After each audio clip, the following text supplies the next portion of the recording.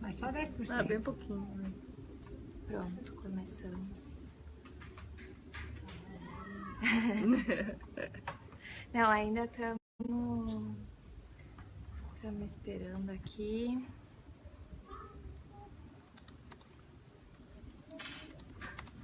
Ah, tá. Então já rolou, já a conexão já rolou. Vamos esperar só uns 5 minutinhos Pra gente pra começar. começar. Tudo bem. Na chuva de folhagem. De folhagem. Primavera, né? Não sendo Hoje é frutinhas o primeiro dia na de testa. primavera. É. Hoje a primavera começou hoje. Começou hoje ou Primavera? foi sexta-feira? Acho que foi sexta-feira, 22, não é? Ah, acho que foi, né? Acho que é 22.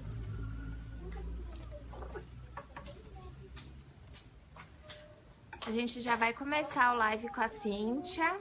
Daqui uns minutinhos. Vem entrando, pessoal. O som tá bem aí, estão me ouvindo?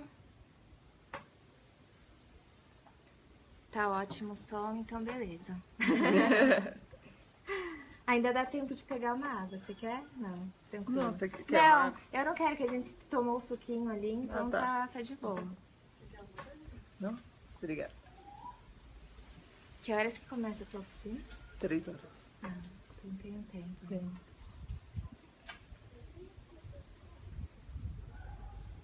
Quem quiser se programar, ainda dá tempo Dá tempo. de se inscrever e se inscrever? Não, é só chegar. Só chegar. Só chegar. Ah, então quem tiver interesse, às 3 aqui no Alto da Moca, a Cíntia vai estar com uma oficina de bordado, mas ela vai falar um pouquinho mais sobre isso. Mas ó, como já tem gente, quem se interessar e Papo tiver com afim, bordado. papo com bordado. Papo com bordado.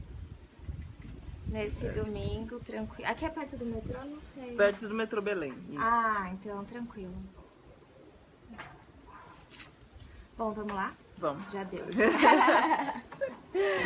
Bom, a gente tá em mais um Estourando a Bolha, dessa vez com a Cíntia Mariá. Olá, boa tarde. A Cíntia vai participar da 5ª edição do Congresso Internacional de Negócios de Moda, numa mesa na terça, quarta? Terça-feira, dia 26, às 17 horas até as 18. Tá, lá na USP. A gente já falou um pouquinho do congresso, depois vou deixar o link pra vocês. E ela vai contar um pouco da trajetória dela na moda e também do papo quente que vai rolar no Sim nessa semana. Cíntia, primeiro acho que rola se apresentar onde a gente tá. Certo. Nós estamos no quintal do Teatro Imaginário da Fábrica de Calendoscópio, que fica aqui na Rua Frade Chade. É um espaço super gostoso e onde acontecem vários eventos, assim, musicais e de moda, joalheria, tudo. E hoje tem o seu? Hoje tem papo com bordado a partir das 15 horas. E aí é só chegar, quem tiver material de bordado ou quem é iniciante é só vir que tem também. Que tem também. Então é pra todo mundo. Cíntia, me conta um pouco dessa história na moda. Você já tem alguns anos, né, de trajetória nessa indústria. E eu acho que vale você comentar como é que você... Por que você tá aqui também, dando papo no bordado, como é que é, e porque, né, e a tua relação com o tema que você vai abordar no Sim, enfim, dá um overview pra gente. Certo. Eu sou designer de moda de formação, trabalho com moda muito antes disso, porque eu era modelo, e aí eu comecei a fazer os meus próprios acessórios, onde as pessoas começaram a se interessar e aí eu comecei a comercializá-los também.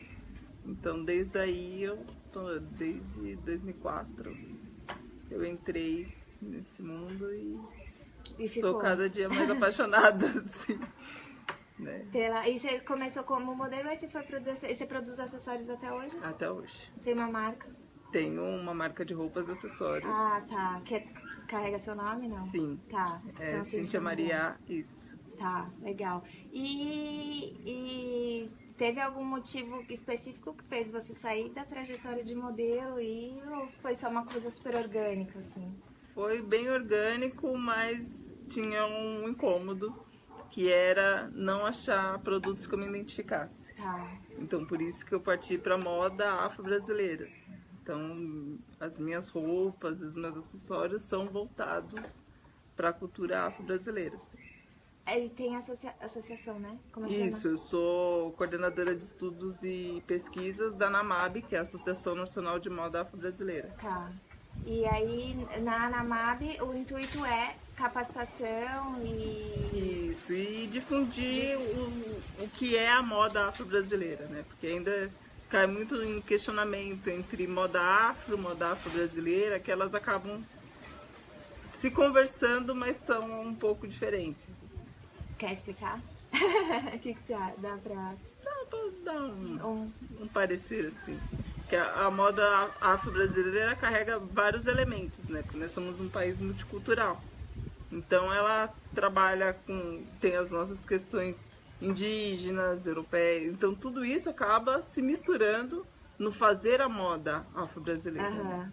Então nós temos elementos que são realmente só nossos, que uma moda afro-europeia, africana mesmo, ela não tem. Porque aqui são muitos povos, né? Muitas referências estéticas e culturais. Isso. Entendi. E a associação já tem quanto tempo? A associação desde 2012. 2012. E você falou que teve evento em Belo Horizonte e vai rolar no Rio. Isso, e aí agora tem um no Rio que vai ter, eu só não lembro a data, mas vai ter um no Rio de Janeiro. E a gente teve uma mostra de moda afro-brasileira lá em Belo Horizonte, no ano passado, onde tiveram palestras, tiveram oficinas e um mercado para contemplar esses afroempreendedores que fazem essa moda. Entendi. Bom, nessa trajetória, óbvio, você trabalha com pesquisa de tendência também um pouco? Pouca coisa, sim, porque o meu trabalho ele é meio sazonal. Tá. Então, o que eu falo da tendência mesmo é a questão de aonde um elemento cultural, até onde ele pode ir dentro da tendência de moda. Assim. Tá, que é uma questão da apropriação cultural. Isso, é a questão da apropriação cultural. Que vai ser pauta no Sim, né? Isso. Que vai ser parte da tua mesa. E antecipando, assim, porque realmente a gente vê muito essa dificuldade das pessoas entenderem a linha, né? Isso, até onde pode ir, Exato. até onde esse produto ele pode ser comercializado sem ofender as culturas que realmente fazem seu uso, assim, né? Então, outro dia eu vi eu acabei não...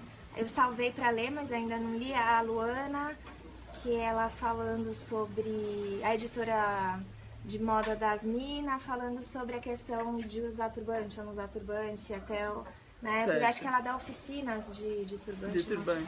Uma coisa assim. E aí eu fiquei curiosa, assim, é que eu ainda não tive a oportunidade, mas vou ler o texto, mas acho que você pode antecipar um pouco, assim, até onde que é essa linha, mais ou menos, assim, eu acho que entenderem. Todo produto cultural que a gente quer agregar à moda tem que prestar atenção quais são os valores tradicionais que ele tem, para não desrespeitar isso, para não virar apenas um produto de moda. Né? Então a gente pode comercializar, mas não só um produto, tem que levar os valores que ele tem agregado. Acho que a gente tem que, por ser um país multicultural, a gente tem que difundir e contemplar todas as culturas. Assim. Então, acho que fechar também e falar assim, pode usar, não pode usar, acaba também não sendo certo. Mas tem questões assim, de editoriais que a gente vê que está ali só como um elemento, como se fosse uma fantasia. Tá, sim. Que descaracteriza o elemento, a peça em si, né? Sim. Como... É um pouco, acho que se a gente pegar bem emblemático, sei lá, um cocar. Né? O cocar é uma questão ali que... É a mesma coisa, assim. Não vou colocar só porque eu acho bonito, ou porque eu realmente me identifico com a cultura indígena, porque eu realmente faço parte, acho que aquilo faz parte da minha história. Acho que tem toda essa questão. Sim. E quando vem na forma de um editorial, existem outras maneiras de você contar a história também, né? Sim. Com as modelos, com os outros elementos. Sim. E que é um ponto delicado e eu acho que rola muito, não sei se não rola uma vontade de um lado das pessoas entenderem que é preciso. Não sei qual que é a tua experiência. Não, assim, ver, é preciso, mas depende da forma que é colocado. Porque assim, o turbante, principalmente no Brasil, ele é usado como símbolo de resistência. Aham, sim. Né? Muitas pessoas antigamente já foram pedrejadas, já sofreram muito por usar um turbante. Aí agora sai num editorial como se fosse a coisa mais linda do mundo, assim, e deixando toda a história apagada, eu acho que Sim. aí também já não faz parte do... Então seria meio que falar sobre isso. Isso. A Colocar mesa vai na colocar isso. Entendi. A gente vai colocar isso em pauta. Assim, até onde um elemento cultural vale a pena ser exposto. Porque o argumento que acaba rolando, acontecendo, é muito isso, né? Nós somos um país multicultural, ou vivemos num mundo globalizado. Sim, né? mas e a história dessas multiculturas? Sim, né? porque aí é só a valorização do elemento estético, né? Isso. Como um elemento estético, né? Sim. E não como um elemento cultural. Sim. Eu acho que Isso está acabando sendo esquecido, assim, pela questão de mercado. Né? É colocar um produto em tendência apenas para suprir o mercado. Assim, e aí esse ponto está errado. Sim. E você notou, assim, se a gente for olhar nos últimos 5 ou 10 anos, esse debate aqueceu, né? Sim. Porque já, assim, há muito tempo a apropriação ela já existia. Sim, e de vários elementos. De vários elementos. Entendeu? Da cultura indígena, japonesa, todos os outros elementos já entraram em pauta na moda, né? Como referência, né? Isso. Mas tem essa questão, assim. Mas eu sinto que o debate surgiu nos últimos 5 anos. Sim. Mais forte. Mais forte. Porque antes acontecia, não sei se... Mas não sei, não era tão pauta de revista, por exemplo, quando um estilista pega e coloca os dreads num monte de modelo branco, que aconteceu recentemente. É claro que a gente já sabe que hoje isso vai ser uma pauta, Sim, né? sim. E antes não. Mas porque antes, pelo menos em questão de elementos afro-brasileiros, eles não caíam Entendi. em pauta na moda. Eles podiam estar presentes, assim, camuflado, mas não entravam como representação tão forte. Entendi, com algo tão explícito, Isso, digamos. isso. Entendi o que você está dizendo. E aí a questão dos movimentos negros, aí começaram a se manifestar quando isso realmente veio À à tona. né? Eu acho que também agora com a internet fica mais fácil. Sim, sim. Porque antes, querendo ou não, os desfiles eram para os editores. Isso, saía uma foto ou outra na revista e só quem realmente acompanha a moda que E ia saberia. saber. Agora tá em todo lugar, né? Ao vivo, praticamente. Sim. Querendo ou não, a globalização acabou ajudando isso a ter as suas opiniões, as pessoas poderem opinar sobre Sim. o que acham de um desfile ou não, ou de um editorial, ou o que seja. Porque quando era tudo muito restrito. É igual a revista de moda, né? Quem comprava também? Sim. Só quem realmente estava na área. Assim, né? Hoje em dia o acesso é bem maior. E aí também, como você vai falar sobre sem internet, né? Sim, É mais difícil. você vai ver, vai se indignar, mas você não tinha como expor isso. Mas você acha que rolou uma maturidade com relação a isso? Que eu digo assim, as pessoas de todos os lados mais sensíveis, ou ainda a gente está muito bebê, assim, para entender o que é apropriação cultural, até que ponto? Olha, eu acho que ainda tem um longo caminho pela frente. Assim.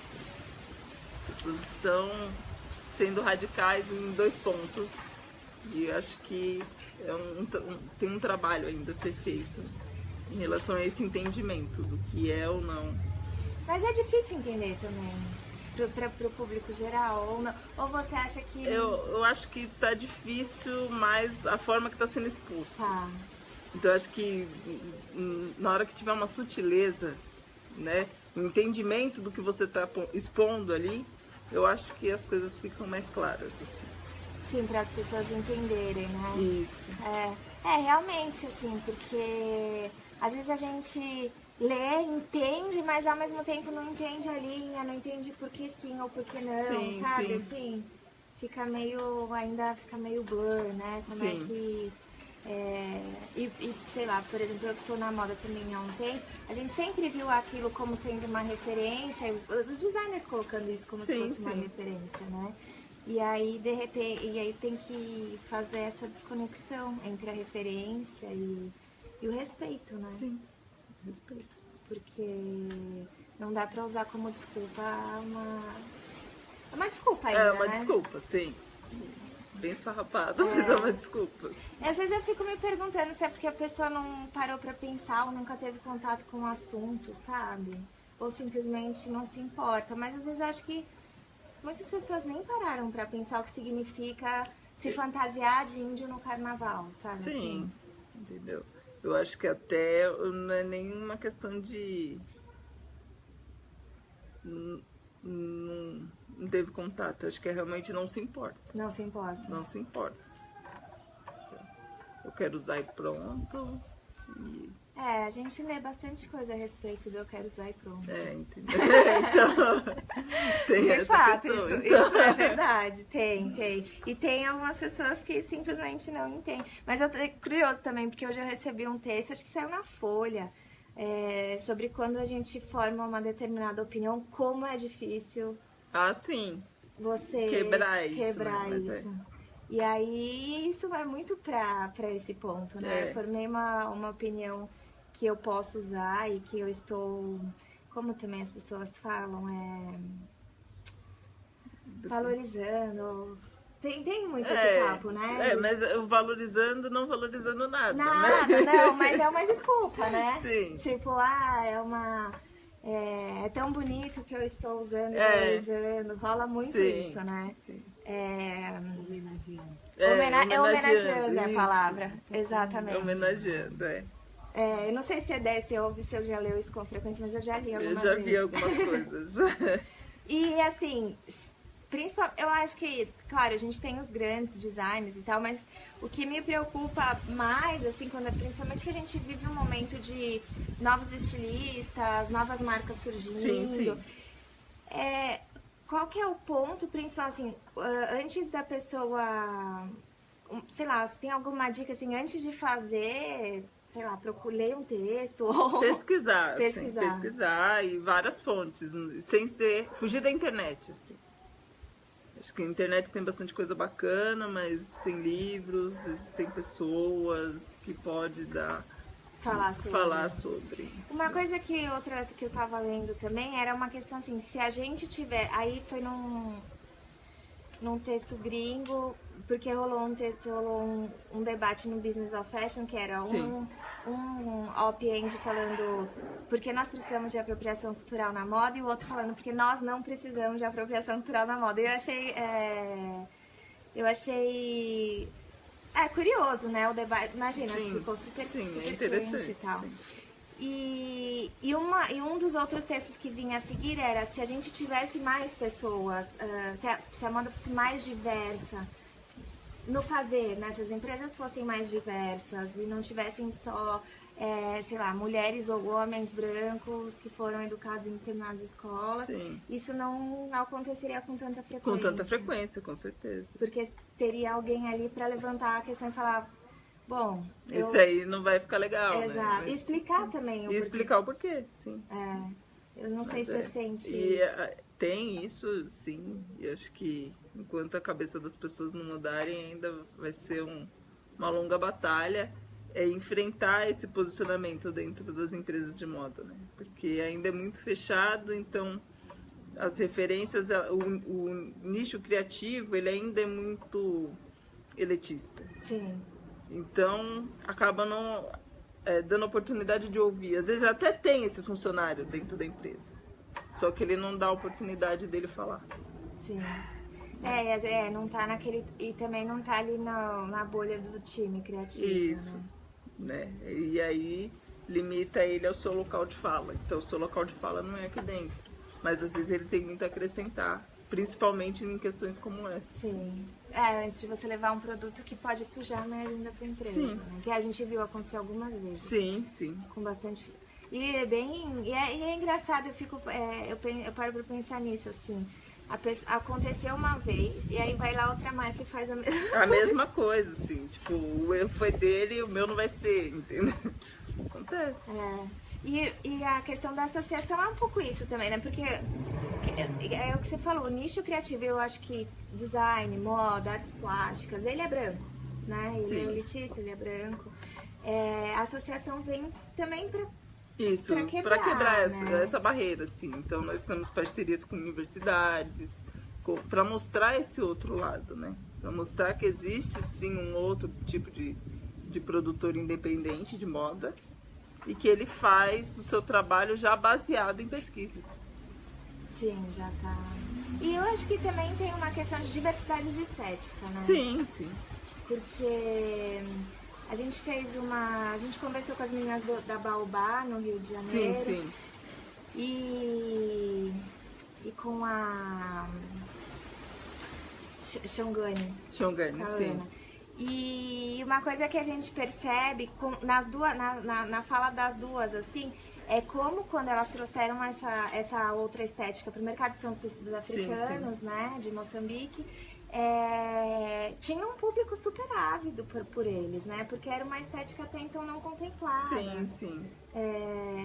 E que eu acho que continua não sendo muito contemplada, a não ser por esses de nicho. É um nicho ainda fechado, assim. Então, se não tem essas marcas como Xongani, tem a Biomi Atelier, Candace, até a gente faz um projeto no Sesc que chama Mostra de Criadoras em Moda Mulheres Afro-Latinas. Entendi. Então, a gente trabalha essa questão, né? Qual Sesc? A gente agora está no Sesc 24. Esse projeto começou no Sesc Interlagos. Tá. E agora a gente está no Sesc 24, até de terças e quartas, da 1 às 5, a gente está no Sesc, fazendo um ateliê aberto mesmo, para que as pessoas acompanhem esse processo de criação. Pode ir lá ver? Pode ir, fica à vontade. Assim. Entendi. Pode ir, ajudar a gente dar um palpite ou outro nas nossas escolhas. Uhum. E é um ateliê aberto que a gente quer contemplar as pessoas que querem usar essa moda, entendeu? E queremos mostrar uma forma delas entenderem como é que funciona, todo um processo, é uma inclusão na moda, assim. Sim. As pessoas que não têm acesso a grandes marcas, saber como é que funciona o planejamento de uma coleção. E eu acho que agora você entra num ponto que é legal também, porque esse conhecer, entender, ajuda o público geral consumidor, sim, a valorizar o processo. Sim, sim. Né? A ver aquela peça, às vezes a gente fala, às vezes a gente pensa que as coisas nasceram no cabide, né? Na prateleira. E ali a gente está tendo experiência, sim, de pessoas de várias idades indo entender como é que funciona. Tem uma senhora que ela vai em todos os nossos encontros e ela dá palpite. E ela falou assim, nossa, isso para mim é muito interessante porque eu nunca vi como é que uma roupa ficava pronta. Ela falou, o máximo que eu vi era assim, uma costureira, acho que a própria mãe, fazer a peça, mas não tinha todo esse processo de pesquisa de tendência, sim, de montar cartela de cores. O processo criativo, quem não está acaba não conhecendo. Isso. E a gente lá dá essa oportunidade. Eu acho que e aí a gente sente uma valorização maior do designer, né? Sim. Porque assim, a gente tem, claro, grandes nomes que são super valorizados, porque carregam seus nomes de luxo, os grandes maisons e tal. Mas na sociedade no geral, principalmente brasileira, assim, eu sinto que não temos essa valorização, sim, do processo, acho que por uma falta de entendimento. Mas também somos jovens na moda, né? Pouco ainda tem muito que aprender. Tem muito que aprender, o caminho. Tava falando com o André do Sim mesmo, ele falou, sim, em 1990, mais ou menos a primeira faculdade, faz nem, sei lá, 20 anos, né? Mas super a primeira faculdade de moda faz pouco tempo, sim. Então a gente, às vezes acho que nem a gente mesmo que tá dentro, às vezes se perde, porque às vezes você aprende uma coisa na faculdade, outra no mercado. Sim. Não sei se a associação também tem esse lance, né? A gente ou pensar mercado, ou pensar em desenvolver o mercado de empreendedores independentes que podem fazer seu processo criativo, sim, né? Na associação a gente trabalha muito com os empreendedores independentes. Então a gente trabalha essa questão, às vezes, de desconstruir o que ele aprendeu na faculdade. Porque eu acho que ele tem... A faculdade limita muito, assim, né? Eu, quando fui fazer meu TCC baseada na moda afro-brasileira, eu quase não tive orientação. Porque o professor não tinha conhecimento para me passar em relação a essa moda, esse segmento de moda que eu queria trabalhar. E você achou a publicação em livro, alguma coisa? Não? Porque também é de pouco, Livro, né? na época... Nacional. Na época foi pouquíssimas coisas. Assim. Hoje em dia ainda a gente encontra alguma coisa da Júlia Vidal, tem alguma coisa já relacionada com a moda afro-brasileira. Estão vindo novos pesquisadores, tudo, e acho que futuramente... Sim, tende a crescer só, sim, né? sim. O conhecimento se disseminar cada vez mais, e até as pessoas terem um primeiro contato pela internet e se aprofundarem nas faculdades. Sim, sim. A Ana mesmo falou que ela é formada em design, e daí ela apontou exatamente essa questão. Quando ela foi fazer o TCC, ela não tinha... Sim. Referência, ou foi tudo de uma maneira bastante independente, né? Isso, eu vou atrás isso. e vou... Porque a moda brasileira ainda está muito na oralidade. Então são pessoas que sabem fazer, né? Os saberes e fazeres, eles estão guardados com essas pessoas. Então acho que chegou o momento que a gente tem que começar a documentar isso, sim. antes que se perca. Sim, para coisas. Ficar registrado, Isso. né, para futuras gerações Isso. também. E para desenvolver... E para ajudar até as academias, tudo. Sim, a pôr em pauta, né? Isso. E vocês, quando a gente fala em moda afro-brasileira, é uma questão de referências culturais e estéticas para um público afro-brasileiro, ou vocês pensam que Não, são, é uma coisa são super pessoas disseminada? que se identifiquem com a cultura, assim. Sim. Vamos também fechar o nicho, porque eu acho que acaba só virando uma bola de neve e não... Prejudica, Isso. né? Quando a gente consegue expandir, Isso.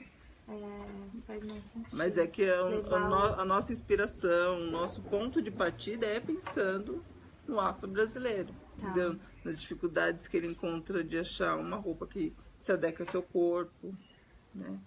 E várias suas questões estéticas, seu tom de pele, seus gostos. Então aí a gente trabalha em cima dessas questões. Sim, mas o que, por exemplo, quem está assistindo e quer conhecer alguns designers, consegue acompanhar o site ou o Facebook da associação, onde, sei lá, que as pessoas conseguem ter um a contato? gente tem o Facebook da NAMAB e tem os associados, tudo que a gente coloca, divulga o trabalho deles, tudo. Porque é muito engraçado, né? Com a internet a gente tem um monte de informação, mas ao mesmo tempo... E elas estão acessíveis, mas ao mesmo tempo a gente não sabe onde Até encontrar. a gente descobrir, a gente não tem esse caminho, né? Tanto que quando comecei a pesquisar mais, assim, acabei encontrando já o trabalho da Ana, o da Baobá, mas aí eu achei a questão dos tecidos muito maravilhosa. Tem a Ocan também que traz aqui os tecidos e tudo, mas eu acabei ficando nelas, assim, acho que eu tenho que... E ainda você não chegou, acho que no ponto mais afro-brasileiro. Não, assim. tá bem ainda... porque os tecidos... então, vem e a de moda lá, né? afro-brasileira, ela foge. Ela traz outras referências. Traz outras referências, né? Ela foge bastante dos tecidos africanos. E você pode dizer assim algumas coisinhas? Algumas referências estéticas que você acha que está sempre presente? Você percebe que está sempre presente? Cores. As cores vivas, né? Isso, o uso de cores, assim, laranja, mas as cores quentes, assim, sempre. Deixa eu ver o que é mais. A questão de acessórios, né? Comprimento de acessórios, para falar assim, Max Colar. Max Colar na África é milenar, assim, sim. Entendeu? Não é uma coisa que chegou na moda agora. É os Max acessórios. Vamos ver o que é mais. Eu lembro das mulheres dos pescoços, né? Sim. É um Max Colar, super Max. Né? E não chegou agora. Não chegou agora. Tem outros de contas, tem as joias crioulas, que são brasileiras, né? Contas eu vejo também bastante. Eu tenho uma marca de acessórios que chama Custódia. Não sei se você conhece. Sim, conheço. E ela faz acessórios com contas Isso. e as cores são quentes também. Sim. Deixa eu ver quais outros elementos. Olha assim, tem bastantes. A parte dos grafismos também, as padronagens. Padronagens, também. né? Essa questão de padronagem artesanal, assim, sempre foi bastante. Olha, acho que Tem umas... E eu acho tem que algumas referências também rola uma principais, diferença de estado, né? Sim, sim. É uma coisa que às vezes, principalmente às vezes a gente tá em São Paulo e tal, mas São Paulo tem as suas referências estéticas, aí Isso. o Rio tem as suas Isso. e... É porque eram povos diferentes, né? Então cada lugar acabava tendo a sua cultura, assim. Então, E tem ainda essa tá muito diferenciação. marcado. Eu percebo que ainda tá bem... Sim, a gente sim. consegue ver, né? Sim. É nítido, É assim. bem nítido, sim. Então não tem também... claro, eu tô só te puxando aqui, não tem Não, como a sim. gente super definir, mas tem uns elementos que quando você fala eu vejo muito as cores, as contas. É por isso que eu falo, é bem brasileiro mesmo, né? Cada ponta acaba apresentando suas referências locais, né? E me diz uma coisa, fugindo um pouco disso, hoje você vai dar o papo com bordado. Como é que Isso. foi sua relação com as manualidades aí? Eu sou Como surgiu? de uma família totalmente manual, assim. Meus pais são artesãos, minha avó bordava, fazia tricô, crochê, costurava. Então isso daí pra mim é Já desde tá sempre, sempre. assim. Desde sempre. Assim. Interessante. Eu aprendi a bordar a criança ainda, então a gente... Você foi trazendo. Isso. Você perdeu, eu conheço algumas pessoas que pararam e agora começou a resgatar de novo. Ou você não parou, você sempre... Não, eu sempre manteve. mexi com coisas manuais, assim. E essas estéticas manuais, tricô, bordado, crochê, também tá presente na moda afro? Na afro brasileira tá. Porque é da nossa cultura. Isso, é da nossa cultura. É questão da renda, questão do richelieu, tudo isso daí faz parte. E agora tem um resgate maior, né? Mas eu tava conversando Sim. com a gente teve um live com a Cris Bertolucci, que ela comentou, né? A gente vive um revive Isso. dessas manualidades. Mas né? é porque antigamente ele era imposto. Né? As mulheres eram obrigadas a saber costurar, a fazer bordado. Na escola. Até na escola. Era obrigada, tinha Isso. matéria. Isso.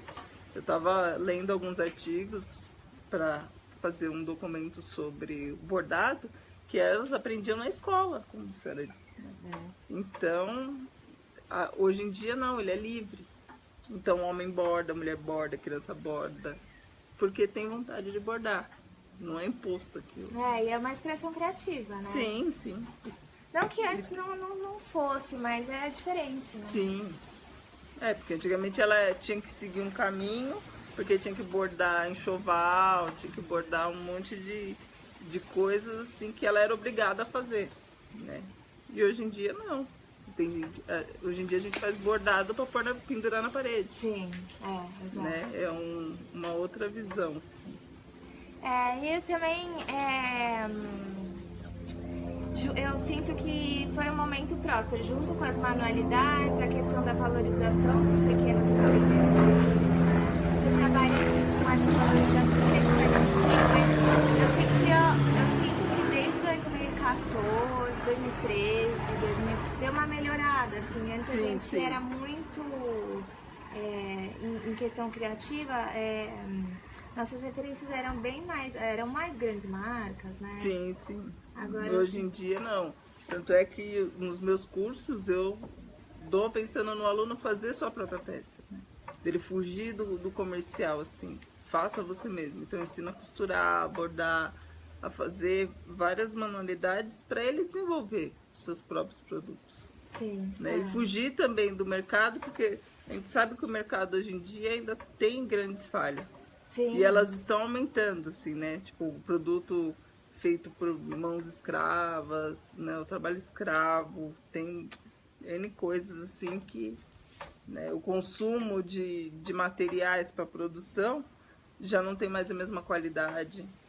Né? Isso é uma questão, né? E é uma questão até, acho que meio global, Sim, sim. Né? Porque a gente não deu, uma queda bem global, assim, do que não é feito para durar, enfim, Sim, tem sim. toda essa questão, né? Qualidade. Do produto. Mas eu acho que é isso. Tem mais alguma coisa que eu esqueci de perguntar? Você acha que vale a pena? Tem algum lugar que as pessoas podem... Eu não sei se você escreve sobre ou não, mas se as pessoas quiserem... Escrever faz um tempinho que eu não estou escrevendo. Se elas Por quiserem falta de acompanhar. tempo, sim, mas Instagram, Facebook é algo que eu estou alimentando bastante, até mesmo porque como estou na rua, tudo, então dá para mim atualizar de qualquer lugar, assim. Então tem tudo Cíntia Mariá, né? E qual que foi a pesquisadora que você falou que já está fazendo material legal sobre o assunto, Júlia? Tem a Júlia Vidal, Júlia que Vidal. tem um livro já referente a isso. E eu estou fazendo meu mestrado referente a esse tema também. Então, vamos quando a mais pra publicação frente, sair, consegue próximo. tá. Quem sabe ele vira um Referente. livro, né? Sim. A minha intenção é essa, assim. Algo mais que possa mais ajudar. Que fica aberto, né? Que às vezes na academia a gente... Até mesmo a linguagem, né? A linguagem distancia. Isso.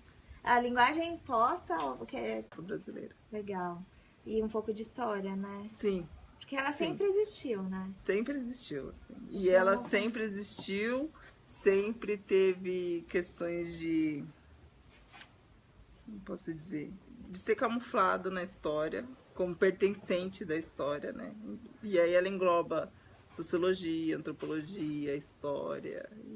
É tipo um apagamento da existência, Da né? existência, isso. Da resistência também, né? Mas não deixa de ser. Não deixa de ser. Então, legal. Bom, quem quiser saber mais, o papo vai rolar. Quem vai estar mais na mesa com você? Na mesa vai estar a Lúcia, do Manifesto Crespo. Tá, aí vocês vão trazer esse tema. Isso, a gente vai trazer isso. Tá. Quem tiver interessado, terça-feira, 26. Eu tô parada no tempo. 26 às 17 horas. 17 horas tem que se inscrever, mas ainda dá tempo de se inscrever. E vão rolar outras mesas, né? Você se inscreve pro dia. Pra assistir o dia. Acho que vale a pena porque acompanhar todo o congresso. Acho que começa de manhã, né? Começa. Então, assim, é um dia muito grande de... É uma programação bastante intensa. Sim. Tem bastante coisa. E aí dá pra trocar com a Cíntia pessoalmente. Como a gente tá no horário de almoço, eu sei que vocês vão ver depois.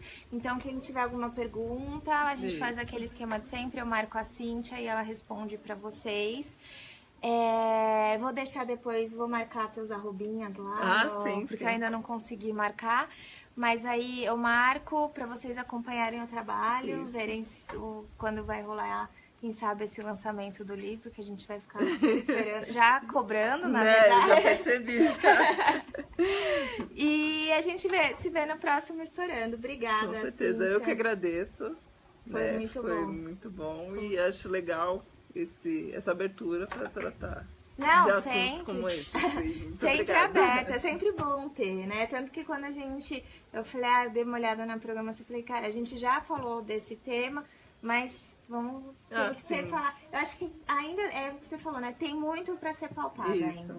Então, eu acho que enquanto a gente tiver esses canais abertos para esclarecer um pouco essas dúvidas. Sim. Né? Não vamos sancionar todas, mas acho que algumas a gente já consegue. Não tem como. Acho que às vezes a gente também tem as nossas. Sim. Então não tem jeito. Mas é isso, gente. Então, obrigada por acompanharem nesse domingão. Ainda dá tempo de colarem aqui no Alto da Moca. Acompanhem a Cíntia e a gente se vê no próximo Estourando a Bolha.